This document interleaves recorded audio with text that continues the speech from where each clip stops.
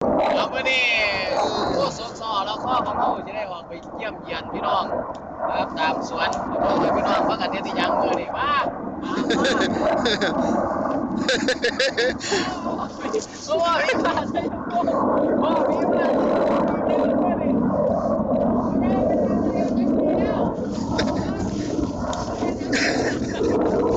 ทำไมยังไงตัดอะไรวะตัดเร็วๆตัด เขาโยเบิ่งวิธีการตัดแหนงองุ่นพี่น้องเบิ่งการตัดของเราของพี่บ้านชัยภูมิตัดแบบไหนดูสิบนสิบปีเลยบนใส่แว่นตานี่ครับนี่คือพี่บ้านชัยภูมิครับคณะทีมงานบ้าพวงนี่ก็คือสวนองุ่นของเขานะครับนี่สวนหนึ่งนี่แต่ว่าทั้งหมดจะมี18สวนนี้ก็ประมาณ80 ไร่แต่ว่ามี18 สวนพุ่นกับแม่นป้าเขาเขียวๆพุ่น ถ่ายไปในแม่กล้องกันเลยป้าเขากับใกล้ๆบ้านเขาหน้าปังไว้เนี่ยบางทีพักกันไปเกี่ยวกินทางพีวาซ่าฮันพีวาซ่าบ้านนี่ฟังเอาบ่เผาคือบ้านเฮานะครับ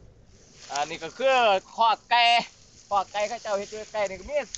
สวนบักแตงแค่ตะลุกแล้วท่านมันสุกเมื่อใดมึงเสร็จมหาโหดโจรลักน้ำมันหมูบ่ลักน้ำมันหมูเด้อลักวันบักแตง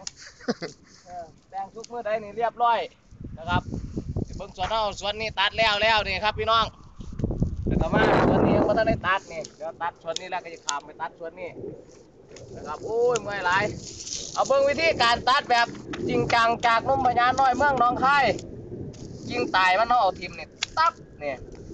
ตัดทิ่มตับนี่จงกิ่งสมบูรณ์ไปมากระชิดกหน่วยกระชิไงอันนี้ที่เขาก็ตัดทิ่มนี่อย่าไปเชื่อนะครับพี่น้องอันนั้นตัดว่าท่านมูตายยังเทียมมูตัดแล้วมาหมดแล้วนี่เดี๋ยวจะควางกันว่าท่านมูจ้าเทียมมูได้ไปซอยสุร่องนี่ยี่บ้าชัยภูมิแค่ผีบ้าเราใครมันมีเขามานับเลยได้รับคำสั่งจากหัวหน้าสอรว่าท่านกาเบาวันให้ออกไปเยี่ยมเยียนพี่น้องเขาบางโลอยู่ในอิสราเอลว่ากันเห็นอย่างแนวมื้อนี้ฝนตกเป็นตกแท้ครับเอาไว้ใครพี่น้องเขามาบ้านมาฟังเด้อท่านได้ไปงานตากฝนมันติดก็สบายท่านบ้าครับเบิ่งวิธีการตัดนี่ครับตัดตับหนีบจุกนี่แหละครับเหมือนเมื่อนะครับเพื่อจะได้เงินได้คำเขาโอ้ลำบากหลายพี่น้องเลยในอิสราเอลนี่เอาเท่านี้แหละเดี๋ยวถ้ามันโป่งใบแล้วก็หยิบทายไปให้เบิ้งอีกโป่งใบเป็นมากแล้วมันดูลักษณะใดสิได้ทายไปให้เบิ้งนะครับเมื่อนี้เอาซ้ำนี่สักก้อนนี่เขาก็ออกสวนมือนี่ออกสวนมือแรกกูเตือนเลยตัวนี้แหละครับสบายดีพี่น้องเบิ่งดูเอามันดีเบิ่งดูอันนี้